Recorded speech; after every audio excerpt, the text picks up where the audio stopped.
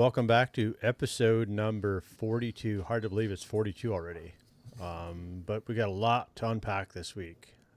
2-game skid for the Canes, first time this season. We're going to talk about that and see what kind of implications we can see from that. Talk about goaltending, which after, a few issues here recently, that could become a problem.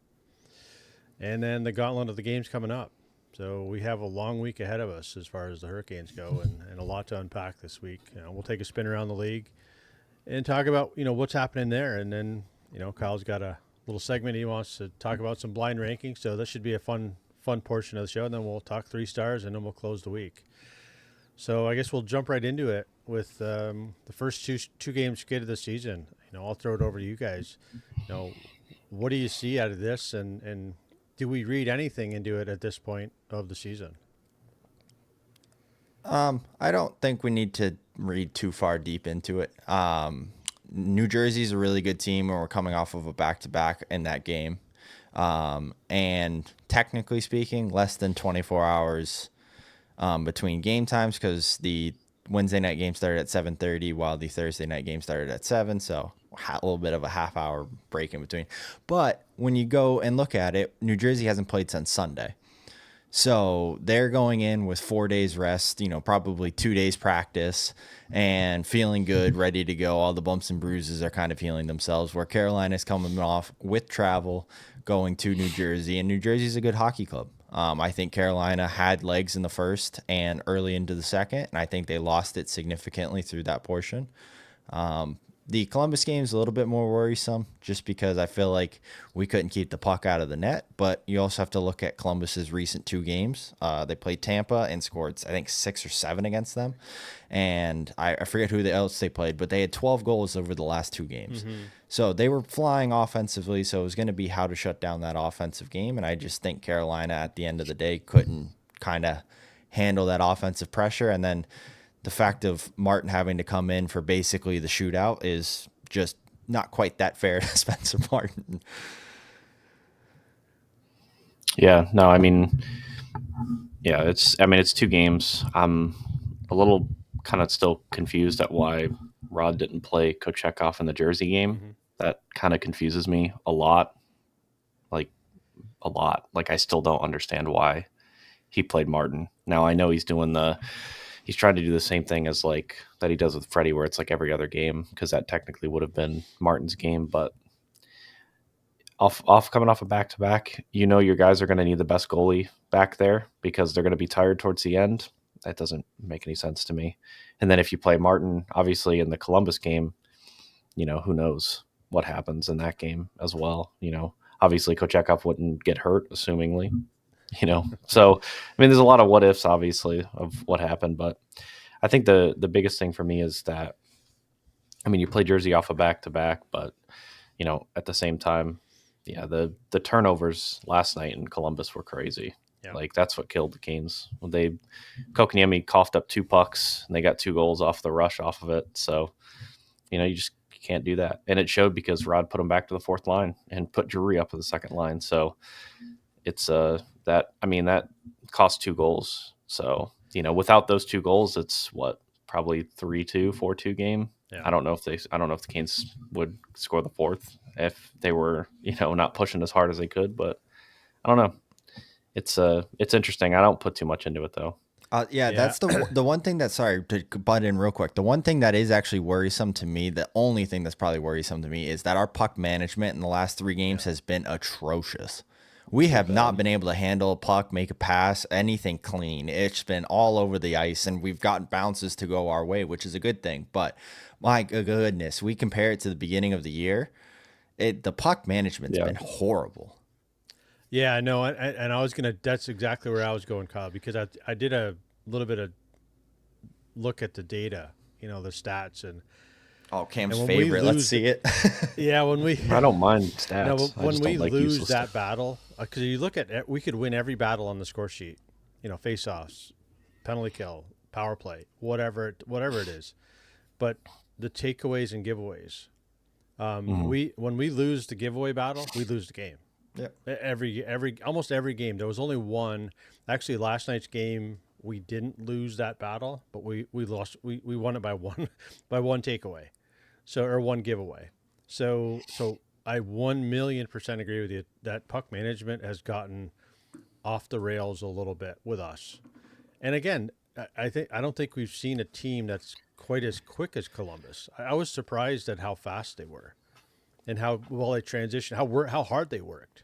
They almost parallel us on a work ethic component, but we got to find our way around that because, and now, with the what happened at the end of the game, then that could be worrisome going forward if we have to rely on somebody other than our top two goaltenders. So I we'll see. Yeah, I know we'll get to it in the for like beginning segment. We got to start looking for somebody else.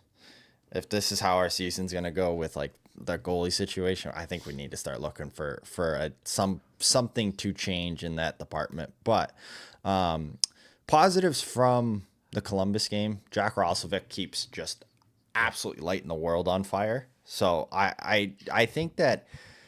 I mean, everybody keeps saying he's going for the Cy Young because he's 9-1 right now. So he, or no, He's not. actually at 12 and Yeah, 11 12 and 1 or and 12 and 1 11 now, or 12 and something 1 like that. at this point. Do do we think and somebody like brought it up? I saw this. Do you think that it's like his shooting percentage is at like 23% or something like that right now? Do you think that's at some point he's gonna probably come back to the median, right? You don't know. I mean, you hope not. Obviously, I mean that'd be the obvious thing from our side. It's you keep him going that way, but who knows? Anything can change at any time, and we see that here. Recently that we're in a bit of a. I don't really want to call it a funk because it's not really that, but there's just more things happening in the last handful of games that I haven't seen up until this point, and we'll just see how they battle through it. And this week's, we'll talk about that in a few minutes, but we'll see what happens moving forward if they can come out of it. But yeah, no, I think in sort of a lead in. I don't know if you had anything else to add. Yeah, I got. Cam, Sorry, one more thing. Ed, the positive about this is that yes, we're in a funk. Carolina's funks in the past have led to us doing this exact same thing, and then the goals going into the garbage. So whenever Carolina used to go into a funk, we'd lose games like 4-1, 3-1, 4-1, where it was all these turnovers and everything like that. But it was like now we have the goal support still coming in. Yes, we're losing these games, but I mean, even though we only get 2 in New Jersey, we had a plethora of chances. I mean, and for the small quantity of shots we actually got in that game, I still feel like we had a bunch of grade A's that we just couldn't capitalize on.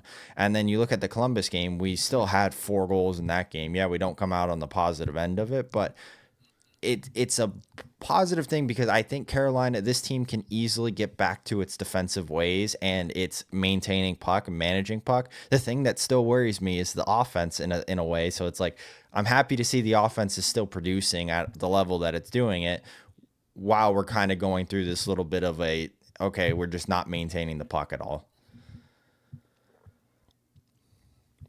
Yeah, no, I mean it's tough though. I mean, you got to play. Got to play Monday and then again on Wednesday and then a back-to-back Friday, Saturday. So in the next 7 days, they have, well, we'll say 6. I mean, realistically, within 5 days, they have 4 games, 5 or 6 days. This is probably going to be the toughest week they have. So it'll be interesting to see that. You hope they snap out of it because they can't afford to have those turnovers against a team like Dallas, New York, or Florida. Yeah, so, no. Yeah. So yeah, no, that's going to be, like I said, we'll jump to, because there's a few things I want to talk about in those games, but I think let's move over to the goaltending situation, because that, in my mind, is the most concerning thing going forward. Because if Kochekov's out for any length of time, and I don't know, whether or not he did get knocked out last night, but there wasn't a lot of movement after he got hit, and he got hit pretty hard. So So what do you guys? Where do you guys see this? Have you heard anything? This morning I haven't seen anything. I know Rod said it's too soon to tell. Don't Probably really no know more anything. Monday. I'm assuming at the pregame skate. Look So they, bad. That kind of stuff. yeah. So I, I mean, if I'm Tulski at this point, I'm throwing Freddie on LTIR, and I'm going out and getting a number one, and just basically signing Freddie. Say, hey, thank you for your service, but we need a number one right now. hmm Realistically, they do. They need somebody who's going to carry the load. And if they, pan out, which hopefully they would if they're a true number one, then that would mean Kochetkov would become, again, like the 50-50 backup whenever he comes back. And then because I think we signed Freddie to a 1-year deal, hmm right? Yep. So he's up after this season anyway. There's no point in bending over backwards to try and make him happy or try and fit him back into the lineup. There's really not. Like I'm kind of throwing in the towel on the Freddie thing. He gets hurt too much, man. This is going on the second season where he's had an injury that's going to keep him out for 4 months. Now, last year wasn't an injury; it was the clotting issue, which again he just seems to get super unlucky with these injuries. So he can't seem to stay healthy, So and so it's who do you killed the go? Canes the past 3 years. Who do we go out and get though, Cam? Who's available? I mean, there's a handful of guys that I've heard rumors. The I was gonna say the biggest name that I know is John Gibson. Yeah. He's one where he wants out. Dostal is gonna take over the net in Anaheim for the foreseeable future. But I'm hearing he's probably headed to Edmonton.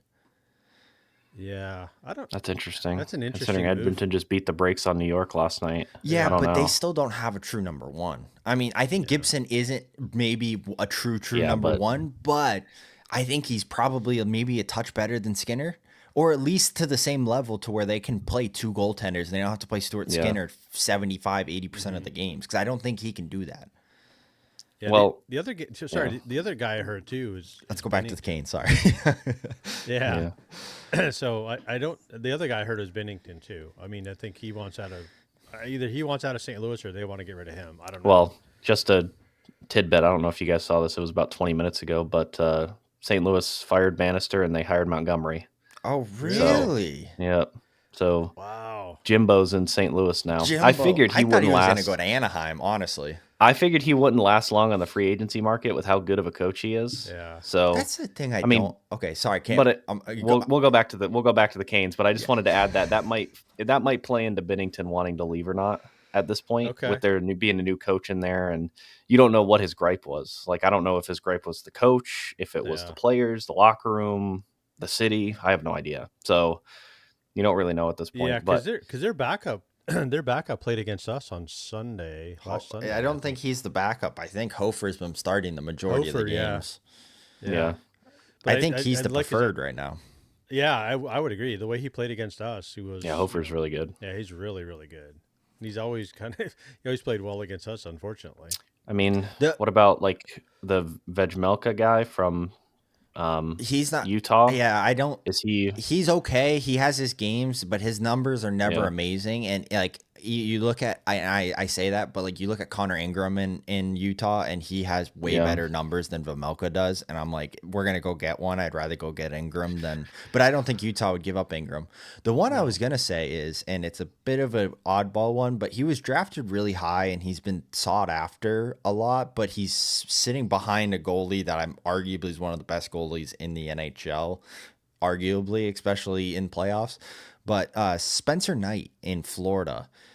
I don't know what his contract is right now, but he's sitting in the backup spot. He's had some mental health issues, I believe, in the past. He went on the players protocol and all that kind of stuff for about a year. Came back. He's actually started to have a pretty decent season so far this year. I wouldn't be surprised if Florida trying to free up some salary cap because I'm pretty sure he is signed to like a longer term contract. I don't know. It really just depends too. I mean, Yeah. it's hard to say because it's you know how I have a feeling of how it's going to go, and I really hope my feeling's wrong, and I hope I'm completely wrong. We're gonna that do nothing. They're not just gonna. Well, that's my concern is that they're going to be like, oh, they'll kind of hope and pray that Kochetkov can come back in a week and a half, and it's like, well, Mhm. okay, man, we can't bank on him. Oh, he's healthy next week. Well, it could be a month. You never know with these concussions for sure. Like I'm assuming that's what it is. So you never know. Yeah, and It can be a long issue that could, and if we're without a number one goalie, yeah. we're riding, number 3 in AHL goalies for a month, 2 months. Yeah. Well, I don't know. I don't have a lot of faith, We unfortunately. are going to have to score 4 goals. We're going to have to. I Every game mean, you have to we're score not going to 4. have a choice. We're going to be It's every game's going to be a track meet. the Yeah, I Edmonton of agree. old. We just have to keep scoring, and I think that's going to be the telltale is that if we can do that, if we have to stay with, and again, I don't want anybody to think I don't like Spencer Martin. I really do. I like he's good, but I haven't seen enough of him to say think that he's a He's really good good in the backup. games that he needs to come in as a third string. He can't. I don't think he Yeah. can carry a workload of playing I don't think so either. 60% of the games in an NHL season, let alone in an NHL month. Like it's going to be a very tall ask. But the more concerning thing is okay. So either we play Spencer Martin the entire time, or we're putting a kid in that just got signed to the AHL, has not played a ton. He played at Quinnipiac, but like. And I don't think Well, he's that's assuming it's him they call up. Yeah, well, The they other guy signed. they signed on the PTO is on 2 shutouts right now Yeah, on the AHL. Tokarski or Tokarski, I think that's his Dustin name. Tokarski. You guys, Dustin he's played for the Tokarski's a Canadiens. journeyman. He's got NHL yeah, experience. he's been in the NHL for a while, but Yeah. But again, I don't have hopes on that either. Like I'm not like no, a shutout in the I'm not AHL saying- I'm is not saying a that's the long ways move. away from the NHL. I promise. So Yeah, I don't know. I mean, it's one of those where this seems like, and I don't want to try. I'm trying not to exaggerate this, but this seems almost like destiny. Like this has been the issue Mhm. that the Canes have kind of been facing the past 4 years probably, with just the kind of the question mark in the goalie department. If they're going to make a move and they're going to make a splash, I don't want them to sign some Joe Schmo, John Gibson to, fill in I don't want to do that. Go out and get a guy, get a gamer, like get someone that you're basically throwing Freddie to the wolves. Not, but not okay. So disrespectfully, Cam, but just the go only, get somebody. the only dilemma there is we have $5 million in cap space. Freddie's only making 1.5, so we got $5.5 million to work with. The goalie you're talking about, Yeah. there's probably 5 of them in the NHL, and all of them are making $8.5, $9 million. I agree. No, and we'd have to dump somebody. Somebody would have to get But traded. who's And that's what I'm giving up getting one at. of those 5 goalies? The only one I'm that's just saying. semi-perceivable would be Jeremy Swayman because Boston's playing okay right now. And Yeah, they're not going to get rid of they're still in not a getting playoff rid of spot, to Jeremy be honest. Swayman. I mean, it's crazy. Yeah, they're not going to get rid of him. But that's what I'm saying is that we don't. There's not a ton out there. There's only a hand. There's only 15 goalies in the NHL that are going to make a playoff run. Like there are 16. Sorry, but like there's not like. I mean, like look at Detroit. Who does Detroit have? That's another team that's struggling. They don't have much. I don't even know who their starter Alex is. Lyon. Alex I Lyon. think it's Alex Lyon. Okay. I think so. Go to Buffalo. Who does Buffalo? I mean, the Ukko-Pekka Luukkonen. They Levi. He's really good. Yeah, Ukko-Pekka Luukkonen's Levi's good, not good. but UPL's good. I like UPL a lot. I don't disagree that UPL. I mean, maybe Olmark from Ottawa. Maybe that's an option. He just got there. I don't. I That's what doubt I'm he saying wants is to leave. it's like He just signed a big.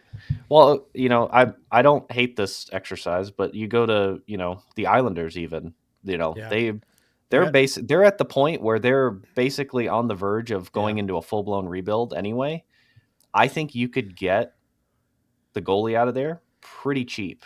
you think you can I really probably do. you think you got can pull Sorokin. Sorokin out of there. I do. I think you could. I think they have a plethora. That's where they're bountiful. Quite honestly, That is. They have a lot in the they goaltending got a department. lot. They have If him. they really are, and Cam's right. If they're really heading into a rebuild, then those are your 2 biggest assets at the moment. For me, it's Sorokin. That's the one I'd go after. I don't. And again, I'm not super high on the horse on Sorokin in the Islanders system, just because he just gets hammered with pucks every game. Mm-hmm. Like he gets 40 shots a game. You imagine if he sees 20, 25 shots. a game? God damn Has he it, ever Cam, seen you that in his gotta career? like this. Well, like, but I'm asking, has he No. ever like what? I wonder what his like, and this might be pulling useless stats out for me, but is there a stat on like what his save percentage is with like under 20 shots versus over 30 kind of thing, or Yeah, I don't know. I don't know. like because again, if he's a really efficient low shot total goalie, dude, he would be crazy with the Canes Mm-hmm. because the Canes obviously don't give up a ton of shots when they're playing well, and I really think that could be a solution to a problem that really both teams have, because the Islanders they're going to have to rebuild. Like they can't keep doing this, So, But again, I don't think it's ever. I don't think it's going to be a little bit harder to happen with Lou in there. I don't think Lou's going to give up that easily. He's going to beat his head against the wall until he's fired. So it's either him or Patrick Waugh that's going to have to go for them to actually. Yeah. But yeah, if they let go of the GM or the coach, I would not be surprised if they are more than willing to part with some of their higher contracts. but I would say. so are we just? And this is a legitimate question. Are we just giving up on Kochetkov at this point? No, I'm not giving up on him, but I'm saying that you still need a guy who's going to be able to, be in the rotation with Kochetkov.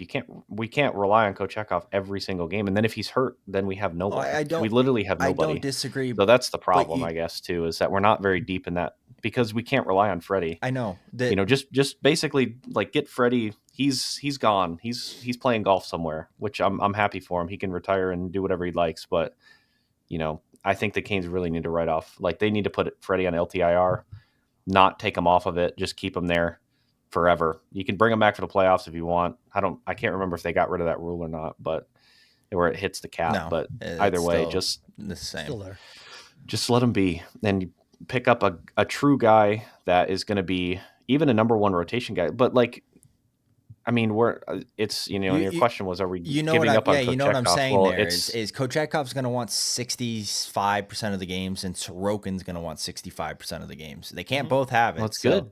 Be competent. That's what you want, though. I mean, you look at Boston with the 1A, 1B that they had for how many years with Ullmark and Swayman. They were both number ones, 100%. And they both wanted to play every single game. But they were better as a pair than they are apart. Yes, but So then that's what I'm towards trying. the That's what end, I'm. it If you created have controversy in playoffs imagine having between the two of them. Imagine having two number ones. Imagine. I don't disagree. It's crazy. It's insane. But at we some haven't. I feel point- like we haven't really had it because I mean, Freddie is a number one, but I mean, he's hurt all the time, so it's kind of hard to say that sometimes. But that would be my solution. Would go get Sorokin, especially with how vulnerable the Islanders are going to be for at least this year. I mean, if they keep going down this road, they're just gonna they're gonna blow them up anyway. Sorokin's gonna want to leave anyway. So for the price tag and the contract, I'd rather get Varlamov. I don't disagree that I think Sorokin would be a good fit, but I think Varlamov would be a better fit just for what we actually need right now. We need a goalie to take us through probably the next month and a half. He can easily take us through a month and a half and have really good numbers. He's had better numbers than Sorokin the past 2 seasons, and he's only on a contract for 2 more years at like $4.5 million, where Sorokin's $8.5 million for like 6 more years. I just don't. yeah, but I don't know. Again, if the Islanders are going to rebuild, they might keep some of that money. I don't disagree. I'm and not just to dump disagreeing the with cap, that. so they might keep half his contract, and then the Canes are paying $4-5 million for Sorokin. Yes, but you never know. I don't. I think Sorokin can be good. I just don't think he's even worth that amount of time on the contract. Because in 4 years down the road, when we have, or 3 years down the road, when we have to re-sign Kochetkov, then all of a sudden we're spending $12.5 million between goalies.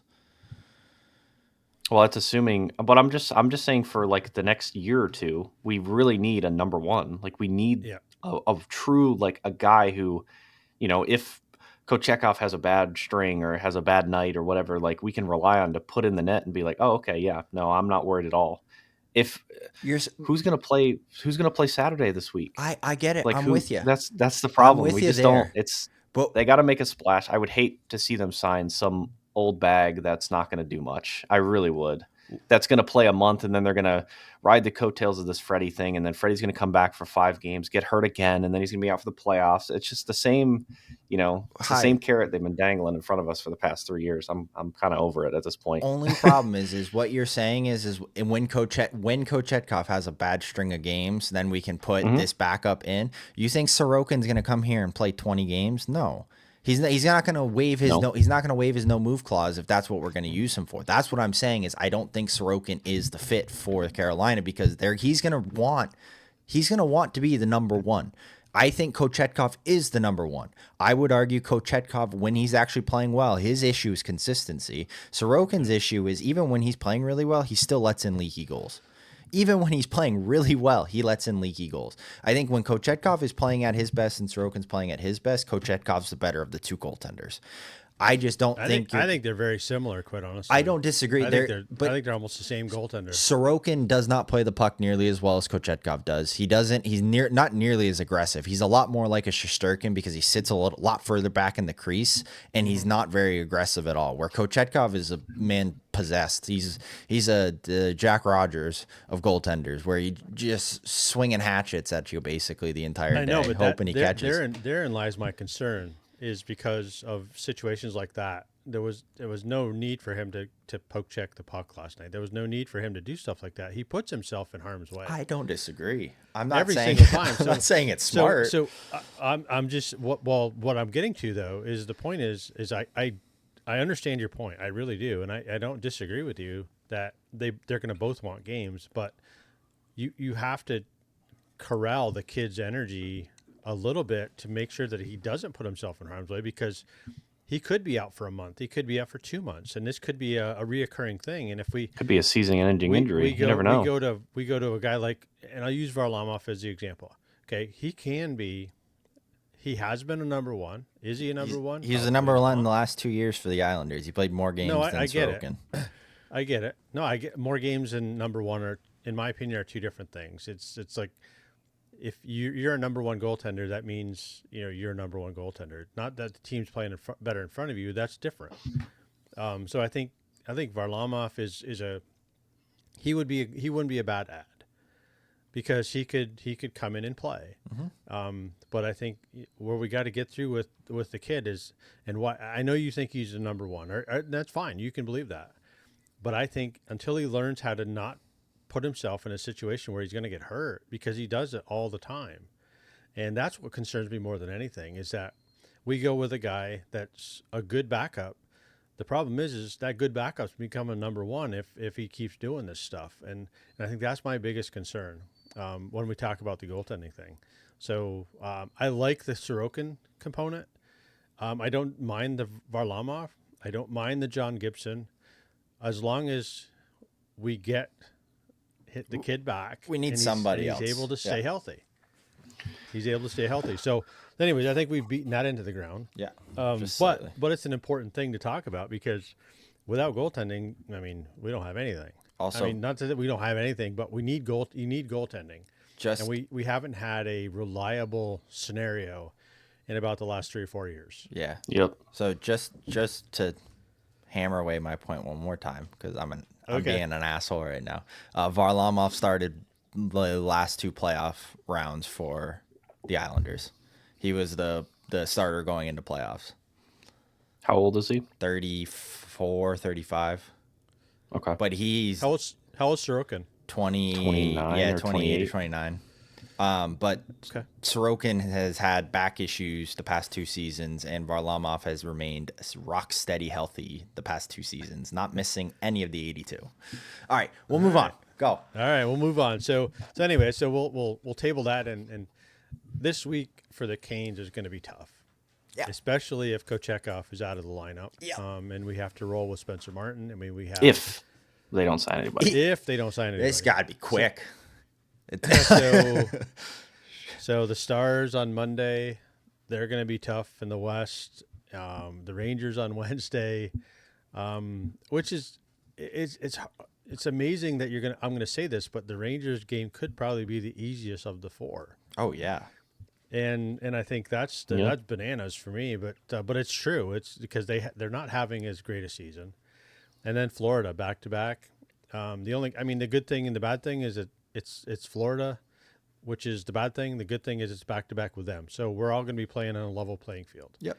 Yeah. So it's just a matter of who sees who on net on Friday or Saturday. If the kid's out long term, then who do they call up? I suspect it's going to be that Tokarski. God, I think the that's who more they're I'm gonna hearing call this, up. we need somebody so bad right now. No, we do, and somebody like I'm not crazy. joking. I mean, I get it, and We have Kochetkov. so That's it. We can't.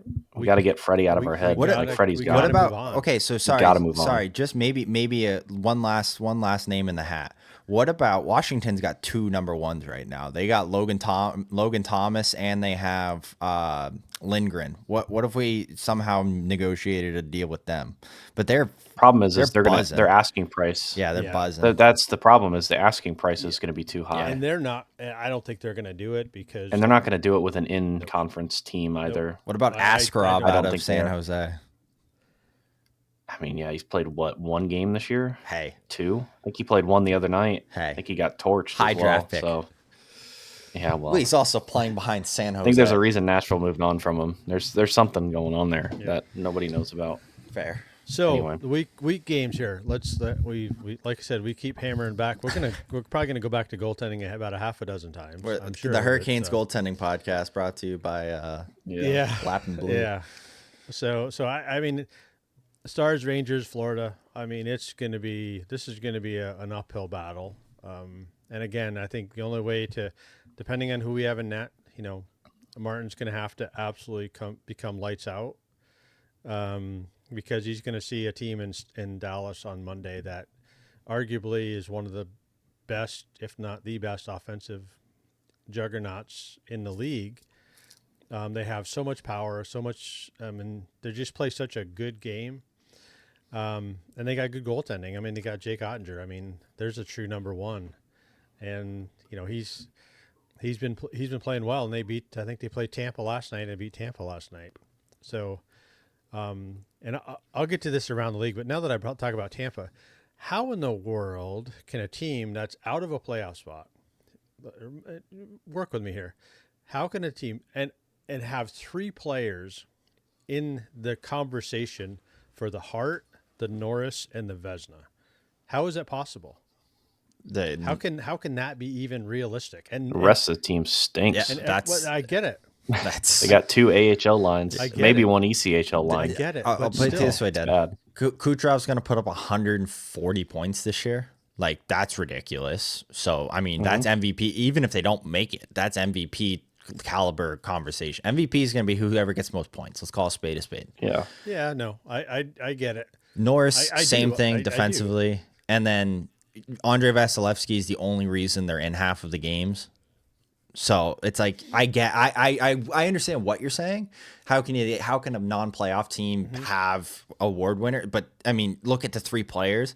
If any 3 of them wanted to come to Carolina, I'd be open arms. Whatever we can absolutely. do to bring them in, let's bring them in. Like, Absolutely. like that. But that's what I'm saying. Is just like they're 3 of the best players in the world. So Yeah, no, I mean, I see that. I really just have a hard time with it, on a, yeah, you're the most valuable player to your team, I guess. So, but if you were, I don't know. I just can't wrap my head around it that they still get that much press and they're outside of a playoff spot. That just blows me away. look at how much press Martin Natras is getting right now. He's on pace to put up 100 points. They're talking about him. If you go on pace to put up 100 points as a forward, you're going to get talked about. Norris conversation, I think Hedman's on pace to put up like a point a game right now. That's going to get you in Norris conversations. Andrei Vasilevsky's numbers are Andrei Vasilevsky numbers. It's just like, it's numbers. That's all they care about. It's not so much about what you're doing for your team in general. I mean, the whole reason why Erik Karlsson won 3 Norrises. He won a Norris in San Jose because he put up 112 or 102 points or whatever. Like, it's numbers.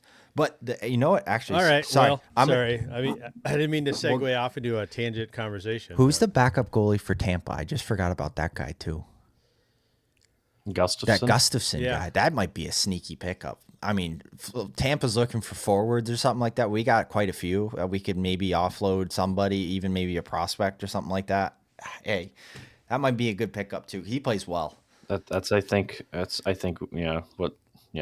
got to be draft picks or prospects or something. But yeah, I mean we'll keep going. Sorry.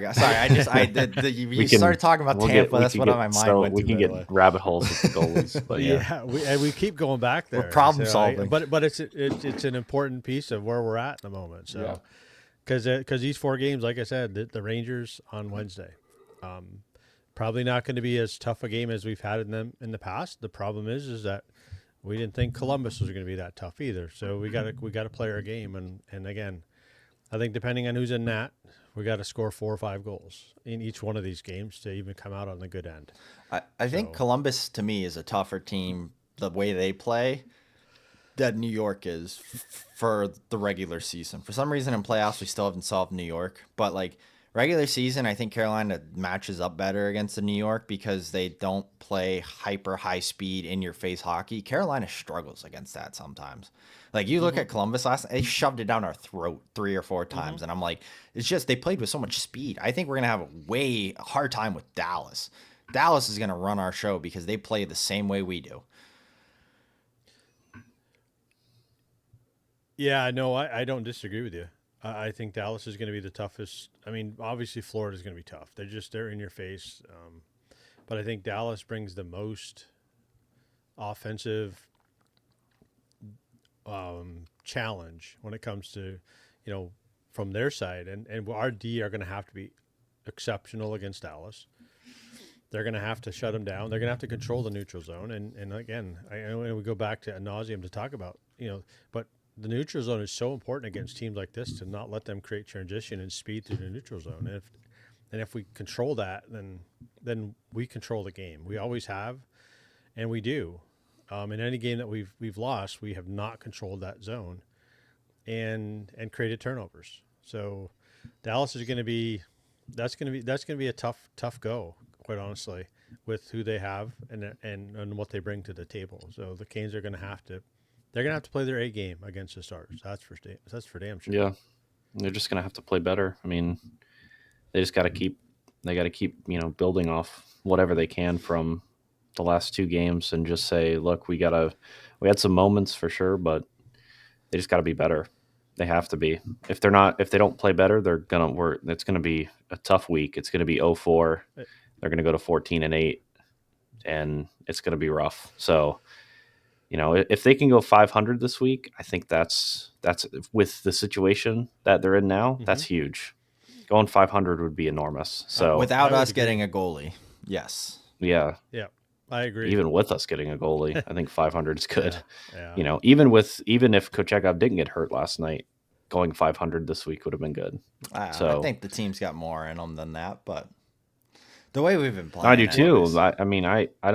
I believe it, but the problem is they haven't been playing. They didn't play particularly well last night, and obviously the Jersey game was tough. They played well for a period and a half, but they just didn't put up enough goals to kind of get themselves across the finish line in the third period. So those are the games where you're going to have a hot start, and you're like, can we bag 3 like in the first? With one of those, because if we can get a lot, you do. If we can pour it on in the first period, we can probably kind of coast through the rest of the game. So yeah. The thing about New Jersey, even the back-to-back, the one thing that really stood out to me is how freaking good is Jack Hughes? He's crazy. I mean, he's crazy really good. I mean, I mean, he's not a big guy, but man, the way he moves and distributes the puck and gets in and out of tight spots, it is like amazing. It's so fun to watch, and I hated it. Because I was watching him play against us, but it's from a fan of the game to watch him play. It's crazy. He's like exceptionally good. He's like a high speed Kane. Yeah, he's way faster than Patty. I mean, Patty at his peak was like a fast player, but Hughes has he's in like almost the McKinnon McDavid conversation. Yeah. Almost, I don't think he's quite there yet. He's almost, but like he gets going, and he has the hands like Kane does. He just moves so effortlessly in and out of. I mean, Jesper Bratt too. He's a good player. Oh yeah, exactly. He's a really good player. He's so fast. Yeah, he's so fast. He's got such a good shot. I mean, he places that thing like you. I mean, the smallest of area. If you give him a little opening, the bigger than the puck, he's going to put it there. You know what? The one player, honestly, on that New Jersey team that I think he's a little bit there because of his name, and I think he might be he probably will end up becoming a pretty good player overall, but I don't think he's going to live up to the expectations. Is Luke Hughes? Yeah. Yes, he's very good moving laterally, side to side, left to right. And I guess Quinn was kind of like this when he first started too. Defensively, man, he had so many turnovers that game that led to good scoring chances. Like I think I can count like 10, almost 10, maybe even closer to like 11, 12. But there were a couple I was like, holy smoke. Like just he tried to wheel up the wall. Martinook was on him, and instead of making just a quick up the boards and out play, he just kept trying to skate it. And Martinook, he's a hound. Yeah. Hound. Yeah. He strips him and goes back, and we end up having like a 2-on-1. And I think I don't, maybe it was Pesci or somebody on the 2-on-1, but he made a good defensive play, broke it up. But like there were a couple times there where I was like, what are you? Like I I noticed it, and I think that one thing I noticed about his game too is that he plays with quite a bit of an edge, so he plays quite emotionally, more so than I think his brothers do, and Quinn, for that matter. I mean, Quinn's obviously, in my opinion, one of the best defense. I mean, he's equals not equals Jack, but he's as almost as good as Jack is on the defensive side. If you take a defenseman, compare him equal to equal. But Luke is just he chops at you. He takes a little. He's very edgy. Yeah. He's big. He's a good skater. That's his biggest attribute. He's a good skater. He's fluid, but if he's got and I agree with you, he's got to figure that piece of his game out, because he may be a little bit on the hype train, because of what Quinn's able to do in Vancouver. I'm such an idiot. I'm looking at the Carolina schedule, and I'm like, what the hell are we playing on Friday at 3:00 for? And I'm like, oh yeah, shit, it's Black Friday. Forgot. Yeah, it's a day after Thanksgiving. Yeah, no, I'm with you now, but I'm like, why the hell are we playing at 3:00 on a Friday? But all right. So, anyways, big week for the Canes. So we'll see what happens, and again, it's just going to be a tough go if we, depending on the outcome of sort of Monday's release of player health, and and what we have behind us, and what we have in front of us. So it's going to be a big test for the Canes this week. So, so we'll spin around here, Kyle. We're going to head to your blind rankings, little fun segment of the program, and sort of a new segment for the program. So I know everybody's sort of is doing them around through the podcast community, but these are kind of fun because every time you watch them, you're like, oh, okay, well, that worked out, or that was an absolute train wreck. So I'll spin it your way, and you'll take it from here. Yep. All right. So the first one we're going to start off with is going to be the best hockey sounds. Cam, do you know what a blind ranking is? I just want to double check. Yeah. Okay, cool. Mm-hmm. So best hockey sounds, you guys, I'm giving you 5, so you have to rank them throughout the 5. So the first one, clear tape. Best sounds? Yes, best hockey sounds. Oh, when you're putting it on, when you're putting clear tape on your shin pad. Yeah.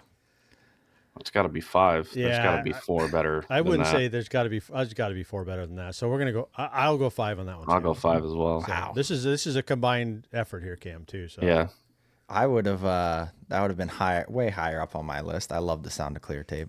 All right, number 2, skates on the ice. I mean, that's 1, right? Yeah, but you got to think: is there other sounds that are better than that? For probably. If you want to go 1, I could go 2 or 3 on that one. But well, if you go 3, we'll split the difference at 2. All right, so we'll go 2 on that one, Kyle. All right, we'll go 2. There's got to be one that's higher on the list. All right, the third one, a goal horn. Wow. It depends on I guess. I mean, because it's I mean it's a goal, so I mean it's you know, I so mean, I guess that's one, right? I would say that's probably the best thing you can hear. You know, as That's what I far mean. as Like, far I as the don't Depends. If know. you're a game. goalie, that's the worst thing you can hear. Well, yeah, I know, but it's all for sure. It's all relative, I I guess. would Yeah. I would say from a fan of the game and a player to hear your goal horn is probably the most important sound you're going to hear. Is it your goal horn or any goal horn? It's just whatever you want it to be. Okay. There's no whatever. All right. If you want it to be the Canes, that's fine. Yeah. Well, I mean, we can go 3. I don't care. let's just for sake of argument, Cam, let's go 3. If we're going All to right. do it in a vacuum, saying it's any goal horn. Okay. You love to hear it. You hate to hear it too. All right. And then number 4, a puck on the fresh ice.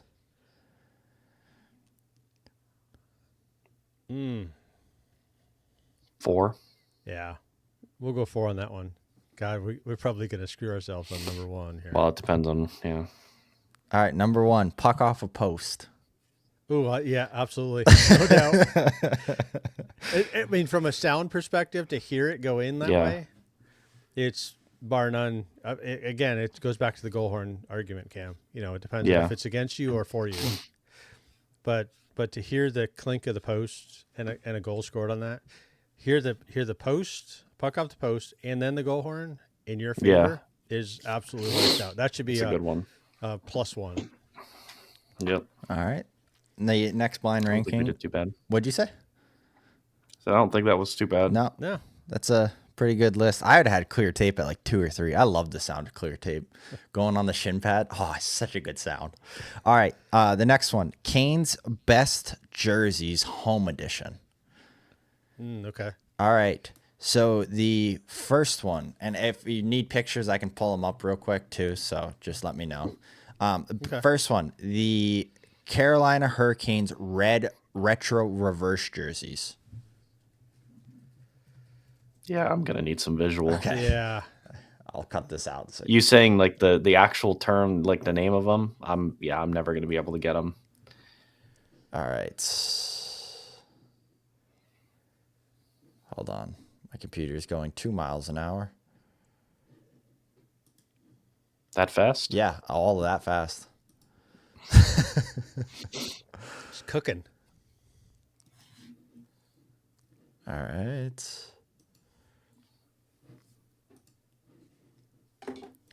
Sharing screen. This one here. Can you see it? Oof. I Yeah. don't even know they had that one. I didn't know. Well, they used it a couple of times. They haven't used it very often. Yeah, I was about to say they. I think this one got put in the retirement home, so I think so too. Yeah. I know not a big- Dundon I'm not a big doesn't love fan the of red it in jersey. the white version, so I'm going to say, for me, Cam, That's probably 5. That'll be a 5. Yeah.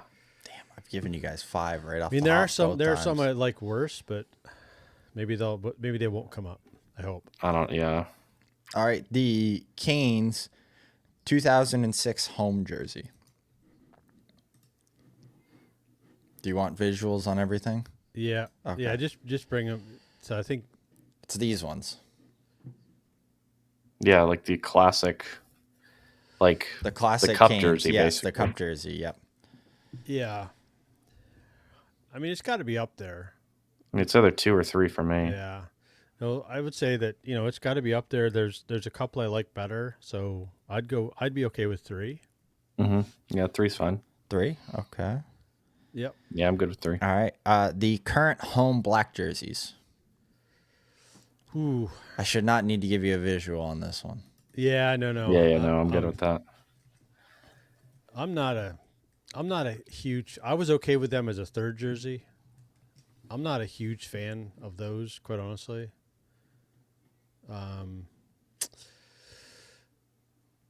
So we got 1, 2, and 4 still available.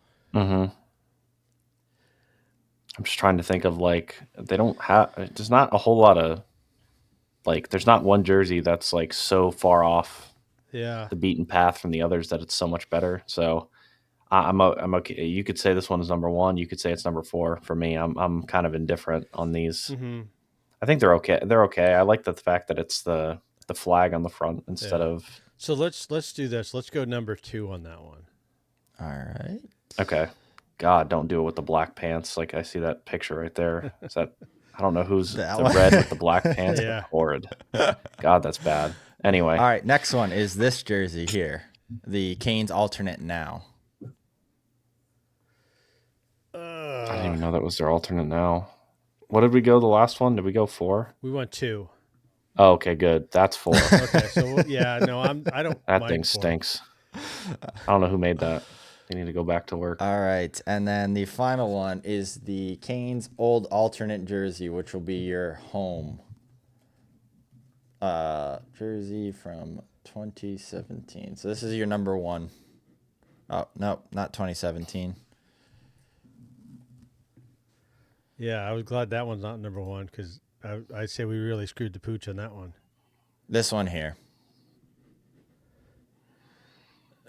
Okay, well, I guess we're stuck with it. I mean, yeah, you don't have a choice. I mean, Yeah.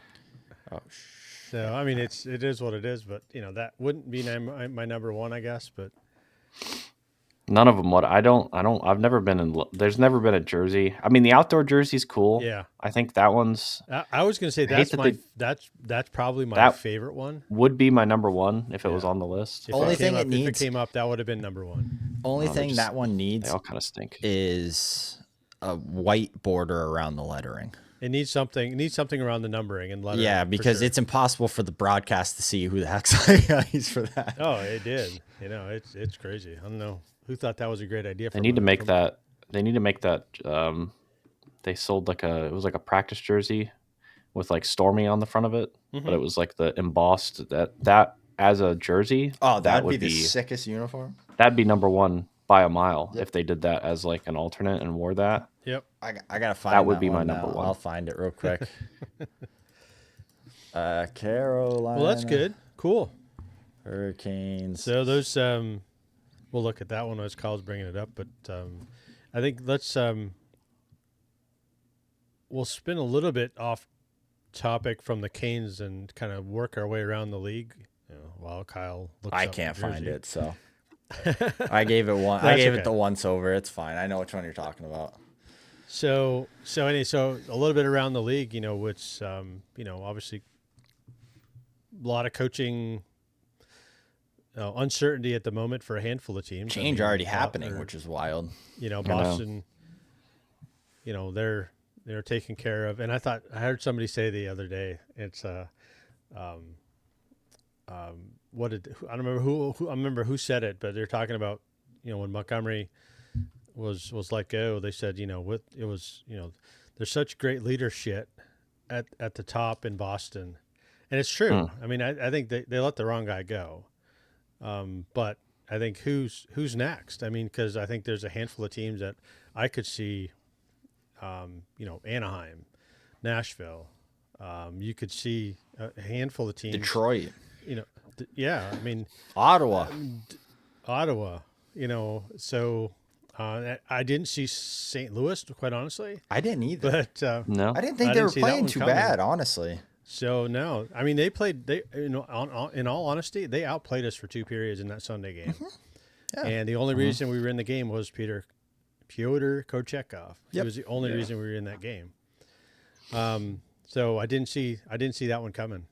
But hey, that's why the list that we're talking about may be so far away from having a coaching change, and somebody else that's in the mix in the playoffs, or they're going to change a coach. So it you just never know. So Do you think Torts' shelf life is coming to an end? I think it's getting close, honestly. I don't think he's really got do. too many more years, maybe even months left in Philly. I think his message Yeah. is going a little stale. Yep, I agree, and that's where I think the message for a guy like Cronin in Anaheim.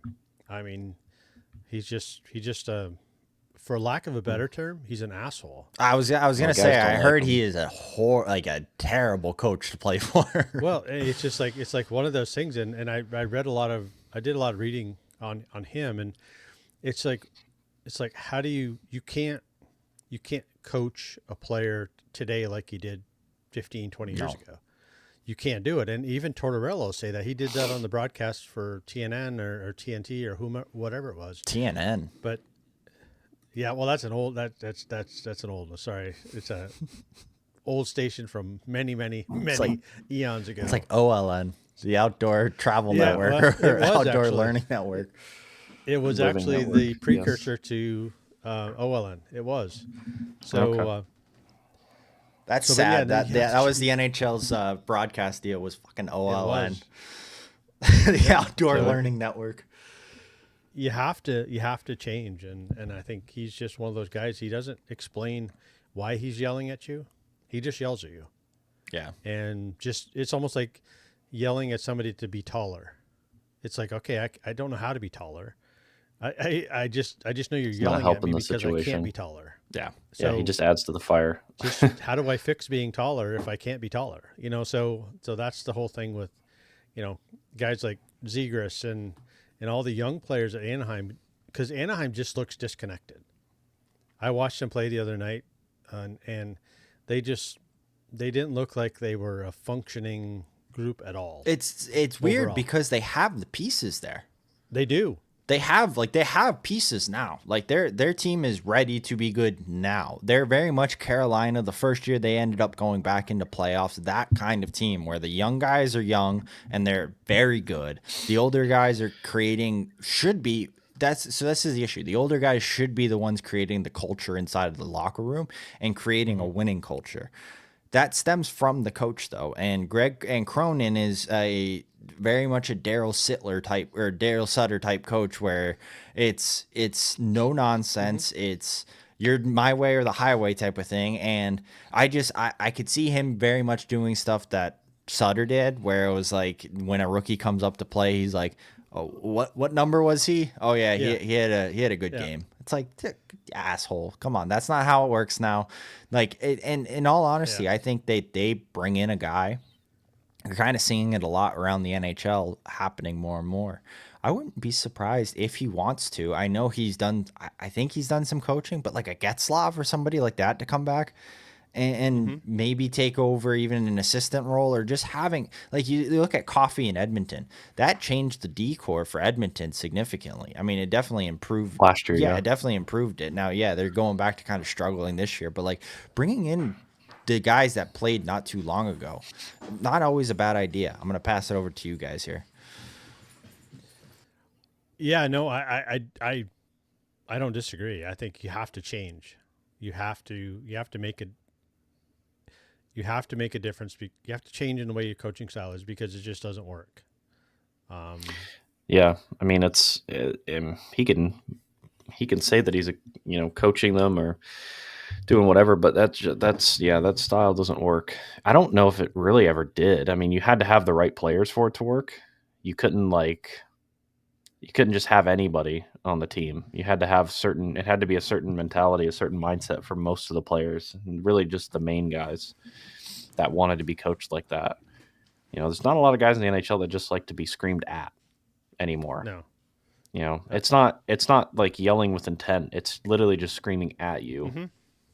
So a lot of guys don't love it. I mean, I would say most guys now probably don't love it. Life.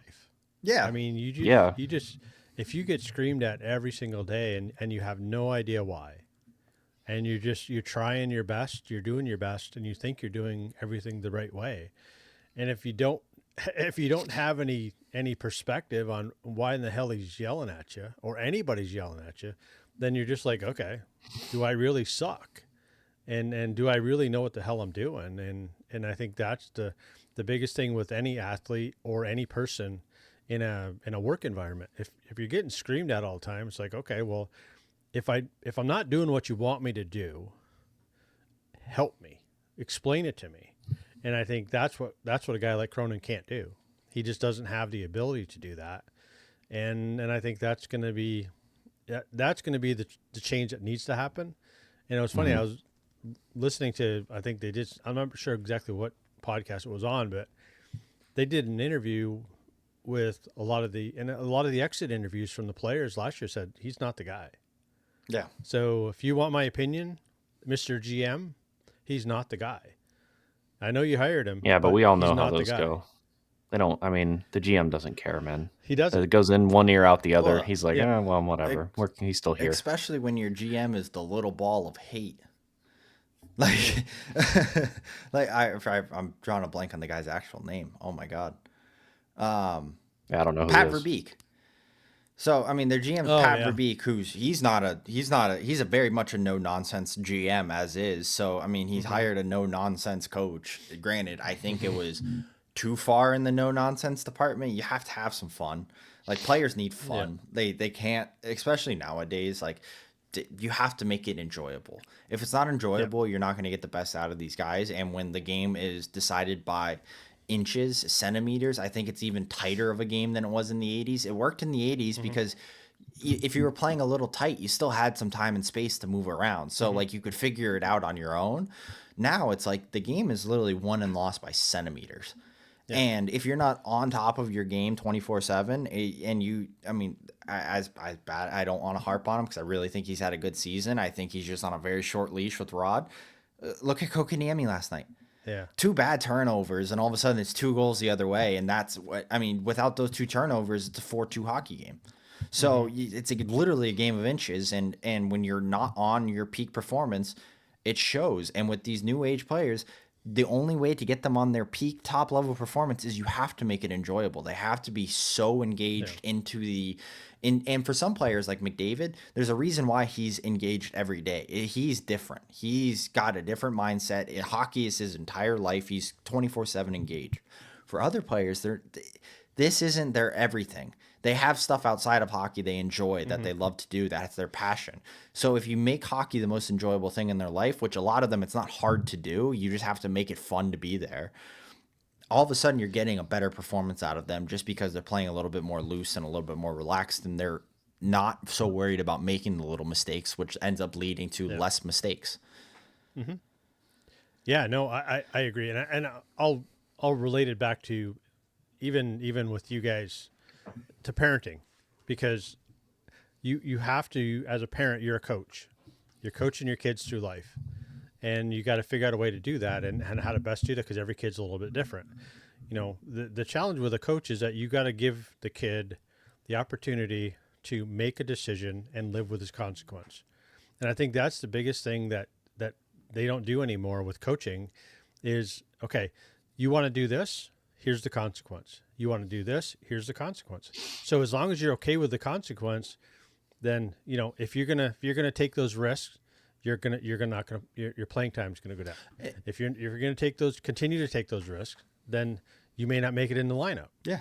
And you know, some people are given more liberties to do that because of their skill set. But I think it goes back to you have to put the recourse back in the player's hands and say, okay, I'm taking ownership of this. I mean, screaming at me doesn't do any good. Screaming like you guys as kids, I mean, screaming at one of you or the other one didn't do any good. So you have to come up with an alternate approach. And I think that's the biggest thing, that guys like the old school guys, they just want it done that way. Yeah. And period. I don't give a shit what you say. So that's the way we're going to do it. My last thing, and the reason why I never want to lose Rod as a head coach, he's, in my opinion, the perfect balance between an old school and a new school head coach. He takes Kotkaniemi off of that second line, puts him onto the fourth line. That I'm sure there was conversation between period as to why that decision was made. I'm sure he communicated it with Kotkaniemi. Everybody says he's very open and honest with everybody. So I'm sure there was some level of communication like, hey, listen, that was 2 tough turnovers. We can't trust you right now defensively. You're going to play less minutes on the fourth line. Well, what happens? Kotkaniemi goes out first shift on the fourth line, gets an assist, plays really well. He ends up playing, I'm pretty sure, the equal amount of minutes on that fourth line as he would have on that second line for the remainder of the third period, because Rod gets it. He goes, you know what? I told the guy, this is why I'm taking you off that line. He goes and still trusts him to go play the game. And guess what Kotkaniemi does? He goes the right way. He goes, you know what? I wasn't playing well. I wasn't doing this. I wasn't doing that. I got punished for it. Now he goes and works his ass off and he gets rewarded. Yeah, he doesn't get pulled back up to the second line, but he was playing really well with the fourth line. But so he was playing well. Why would you take him off of it? Yeah, it doesn't matter. So it's like, That's what a good coach is. And that's what Rod brings to an organization. It's like he understands. He was a player. He got put into those situations. He understands the right way to deal with it and the wrong way. And I know Cronin was a player as well too. And I know there's players that deal with things different ways and coaches that do things different ways. But look at all the best coaches in the NHL right now. Jim Montgomery, another great example. He's that mix between the old school and new school. He can yell when he needs to yell, but he's explaining why he's yelling to you or yelling at you. And there are times I've heard stories of Montgomery. He'll drive into the locker room and he'll pull one guy aside. I know he did this with Marchand. He pulled Marchand aside and goes, "Hey, by the way, just heads up, I'm going to yell at you for about half of this meeting. Just want to give you a heads up because if I can't yell at you, I can't yell at anybody else on the team." Goes back into the locker room, screams at Marchand for 30 minutes. But Marchand's like, that's like, he told me beforehand he was going to do it. I'm the leader of the team. If he can't scream at me, he can't scream at anybody else. But he explained to the guy, "Hey, I'm doing this not because I'm actually really that mad at you, but more because I need to be able to show that I'm holding you just as accountable as I'm holding everybody else. Because if there's different rules for different players, that's a bad way to keep a locker room." And that's why I think the Toronto locker room is the way it is because I'm pretty sure there's different rules for different players up there. Yeah. So we'll see what happens when I guess the coaching carousel is going to start here soon with a handful of teams, and we'll see what happens. But we're hitting that just north of the one hour mark, Kyle. So we probably should head into either wrap ups or let's hit our 3 stars for the week. Yep. I struggled with this one, quite honestly. So, but I'll let you guys go first, and then I'll chime in with my 3 that I was able to come up with. So, all right, Cam. Kyle, we'll go with you first. Oh, with me first. Okay. Oh, Cam. Sorry, I was writing everybody's names down. I came ill prepared, so I was trying to give myself a second. All right. Well, Cam, if you got yours, go ahead, fire away.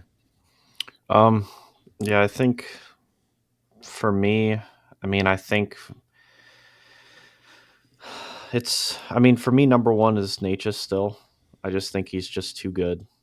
He's playing too well. You can trust him everywhere kind of at this point. I think his game defensively has gone into another level this year, which is what he needed to do to prove that he's truly like that's all Rod wanted from him. Two-way. That's all anybody wanted from him. That's all I wanted from him. I knew the upside offensively, but I was like, dude, play some defense, man. You're so fast in the Kane system, playing man on man. You keep up with anybody. You should be eating everybody's lunch. It shouldn't even be close. This year he's doing that, and it's showing because I think his plus minus, he's plus what this year? He's up there at this point. But he's up there. That's what I mean. Like the old adage, good defense leads to good offense. Yeah, and I think it took him a while to understand it, but hopefully he keeps performing because he's been obviously the best offensive player we've had. And then probably number 2 for me is probably Kochetkov. Obviously, pending last night. He's played really well. It's not really been anything that I've kind of harped on him or needed him to improve on. He's played steady well. He's done what he's needed to do. Won the games he's needed to win. I think he's tied for 3rd or tied for 2nd for wins in the NHL right now as a goalie. So that's huge. That doesn't go without the team in front of you trusting you. So I think for me he's there, and then probably number 3, I just have to kind of give nods to probably Slavin. Man, he's just every night he's just so good. I don't know how he does it. I really don't, but he has some of the best stick work I've ever seen on a defenseman in my life. Like it's insane. Like you can't. It doesn't matter if you're trying to, unless you're flipping it, 80 feet over his head. There's really nowhere the puck's going to get him behind him that he's not going to at least have a step on, even if it does.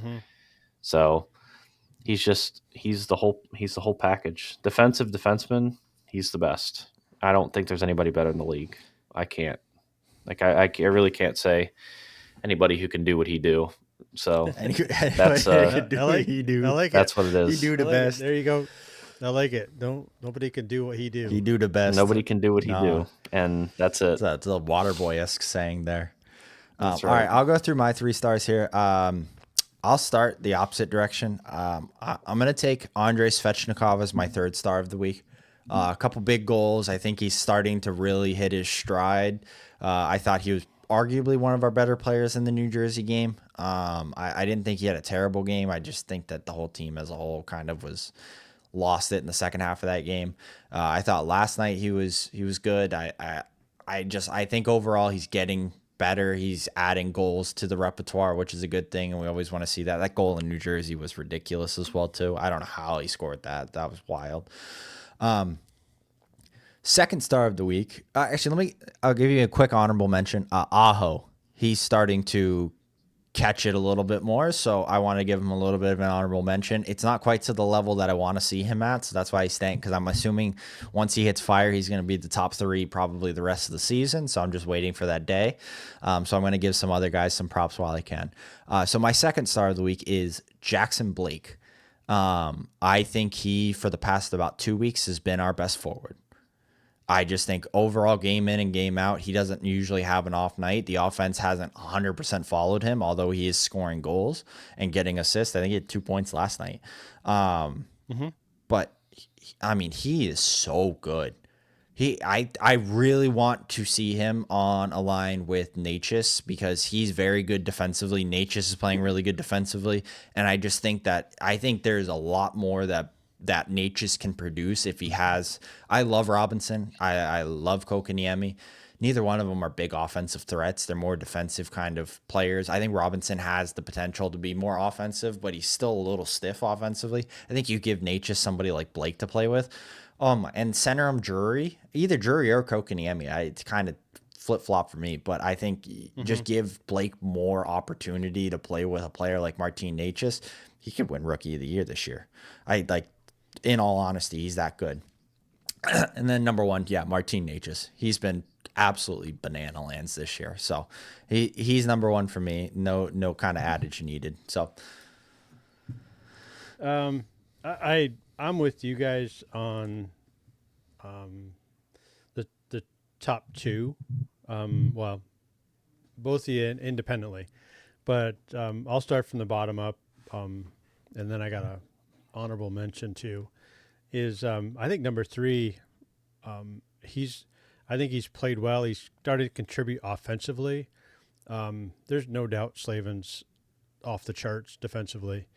But I thought Jalen Chatfield's had a great week. He's played defensively really responsible, but he's also jumped in and had points in multiple games. So I got to give him a nod this week. So he'll be number 3 for me. And then number 2, I agree with you, Cam. I think Kochetkov has been really good. He's had a couple of turd goals that he wasn't ready for. But at the same time, so do the best goaltenders in the NHL. So I think he's, he was the reason we won the St. Louis game. And he was, he stood on his ears in Philly. And to your comment earlier, I think, if I'm doing it, I would have started Martin in that game and then Kochetkov in the New Jersey game.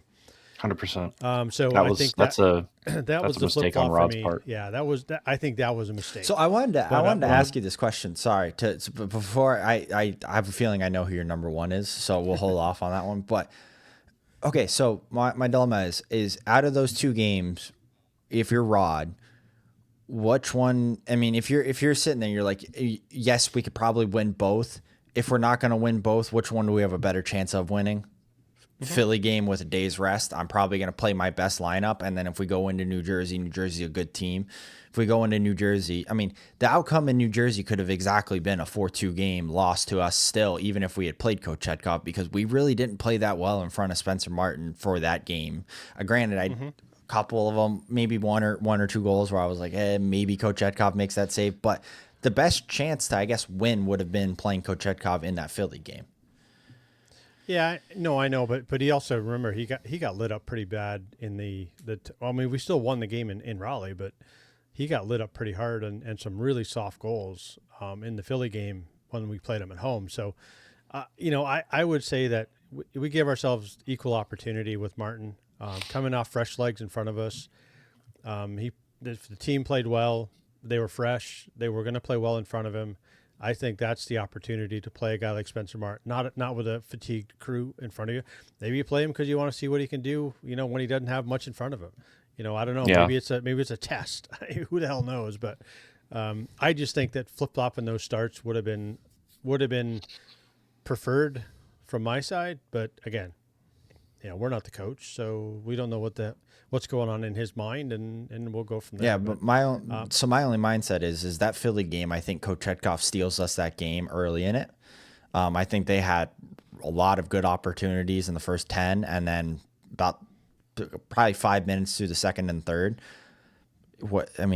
Is it a 4-4 game if Martin's in, and then it's going to OT, and then we lose that one, and then we go to New Jersey, and same outcome in New Jersey because we're on tired legs? So I'm just like, that very easily could have been instead of getting 2 points, we get no points, or instead of getting 2 points, we get 1 point. You're right. It could have been. Yeah, you're absolutely right. So no doubt. But hey, ifs and buts, man. Yeah, I just think giving a 4-point swing to Jersey is more important than a 4-point swing to Philly. That I agree with. Point. That I do agree with. It was more of a product. It should have been more of a product of the here and now rather than just like we're going to keep the rotation and we'll have him play on the second night of a back-to-back, and then I think Martin would have done well against Columbus. Well, he wouldn't even technically had to have played Columbus because Kochetkov would have had a day's rest in between. He would have had a day's rest, yeah. So would they have run it back with him again? If he played New Jersey, I presume he would have gone back. He would have played it against Columbus, yeah. I presume. Okay. With the way Rod's been running Kochetkov with Martin, it's been like if he has a day's rest in between, it's going back to Kochetkov. Mm-hmm. Yeah, that's why it doesn't make any sense that he would play him on the first night of a back-to-back. I would have just played him both nights, honestly. That's have Martin play against Columbus. I don't think he would have hated it. Honestly, he probably would have been okay with it. But yeah, no, I don't know. Anyway, sorry. So, Dad, your number one was number one. For sure, Martin Necas. Yeah. I think he's just performing, and and I think his streak ended for points, and then he just started another one. So it's like you can't argue with that piece of it, and I 1,000,000% agree with you guys. Defensively, he is way better than he was last year, and I think that's what. I still don't think he's a stallion defensively, but he's competitive. But way better than he was. So, but I think your point is 100% right, Kyle. It's when you're defensively responsible, the offense will come, and I think that's what generates transition. Generates any bit of offense that you create. You create it from the back end. You create your offense in your own zone, and to the honorable mention, Kyle, I agree with you. Aho, he's starting to heat up. He's starting to get points. He's starting to be effective. Still think he's got another gear to go to. Whether or not he's hurt, he doesn't seem to be as fast and as quick, where he could make transitions around people and kind of accelerate past somebody. He's not there right now. Don't know exactly why, but I think he's in my mind. I don't disagree. Svech has had a good game. I think Svech is just still trying to figure out a few things, and I'm not really sure exactly what. But I would say Aho is my honorable mention for this week. Yeah, Svech needs to know how to play physical without beating himself up. Because I think that's his issue. I think he ends up beating himself up because he's going for these massive runs at people and ends up hurting him more than it hurts the other person. Mm-hmm. Yeah, and like I said, he's gonna get there. I mean, he got last night's game. He was getting crushed in front of the net. Yeah, and he's just no retaliation from him, which I love to see because we were going on the power play already, and he could have easily made it a 4-on-4. Yeah, because they would have only called him 100%. They were only going to call him. In that whole exchange, because there was a hook in the corner from Gostisbehere, and then he gets cross-checked in front of the net and then gets beaten up 3 more times. And I'm like, so none of the 3 went called on the guy in front of the net. But I know for a fact if Svech would have turned around and hacked him, tweet 4-4. Yeah. Even it up. Yeah, no, exactly. So anyway, so that's those are our 3 stars, and we'll give kind of a final shift to everybody. Does anybody got anything else they want to chime in on, or do we bid everybody adieu for this week, No, and we'll see them next Sunday. The last thing I kind of want, I think this is probably the most important week for the Canes this season. Because this could go from being a really great start to an NHL season to a not near 500, but definitely not in as good of a spot coming out of these 4 games. But we also, on the flip side of things, we could put ourselves almost ahead and away in the Eastern Conference very easily as well too. So it just kind of, it's a very big swing week, I think, for Carolina, heading into Thanksgiving and then post Thanksgiving. So let's hopefully we come out at least above 500 for the week, and that would be a massive plus. Even at 500, I'd be very happy with the week. At 5 is fine. I'm good with that 500. The only thing is we're at home for 3 of the games, so we have one of the best home records in the NHL. So I like our odds at home, but yes, if we can come out 500, that'd be good. Yeah, no, I'm with you. It's a swing week. It's the quarter pole of the season. It's 20 games in, so we're at the quarter pole of the season, and the playoff pictures are going to start to kind of shake themselves out a little bit. I think they're almost cemented already.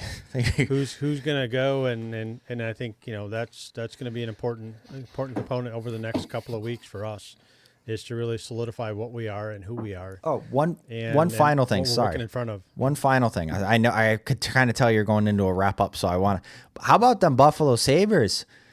They started swinging now. They're like 11-8 right now. They're second in the Atlantic, or third in the Atlantic. So I want to give a small shout out. I hope it stays, man. I hope it stays. Last year they did the same thing, and they came out strong early, and then I think Thompson's hurt as well. Yeah, so they got to show more consistency for me to get too excited about them. Well, they're winning games without him. That's the more impressive thing. Yeah, that's what I was saying. He's out for like a month or two. They're winning games with him. Keep doing it. Yeah. Mm-hmm. Keep doing it, and I think a win for them this year would be making the playoffs. Hey, Buffalo, I think Tage Thompson, your problem. You should send him to Carolina for a second and a bag of pucks. And you retain 50%. Yeah. Yeah. I don't think Kevin Adams they're all is for going to do that. that. You ready? I'll sweeten the deal up for you just ever so slightly. We'll send you Brandon Lemieux a second and a bag of pucks. That's the deal. Yeah, I'm sure he's going to jump all over He's that. going to be on that in a heartbeat. So anyway, we'll close this week. Little different spin this week. Sorry if you didn't like me on the mic or not, but we're going to try this going forward. But if you like the episode, like it, subscribe, and follow us on all of our social media platforms, because the more you do that, the better it is for us, and we can bring you a lot more content as we move forward. So, but for Cam, Kyle, and myself, have a great week, and we'll talk to you next Sunday. Take care.